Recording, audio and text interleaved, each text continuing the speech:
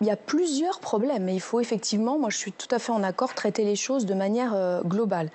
Mais de mon point de vue, je pense qu'il y a au moins 3 à 4 questions auxquelles il faut que les États généraux répondent et il faut derrière que ça se concrétise, et notamment je pense par une grande loi parce qu'il y a des éléments dans la loi aujourd'hui qui sont obsolètes. Donc c'est la question de la concentration des médias, avec notamment comment on mesure cette concentration et comment on empêche qu'elle soit si importante qu'elle entrave le débat et la pluralité dans le débat public. Ça, c'est absolument essentiel.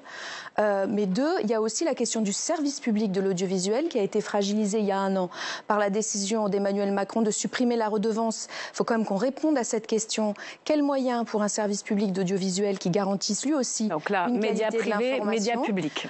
Et puis il y a aussi, bien entendu, en fait, parce que je pense que c'est indéniablement lié, la question du statut des journalistes, de leurs conditions de travail, de comment on garantit l'indépendance aussi, parce que les salariés, ils ont des conditions qui leur permettent de résister aux pressions. Moi, je suis très attentive à ce qui va se passer dans les États généraux de l'information. Pourquoi ? Parce que là, on vient d'avoir un exemple concret.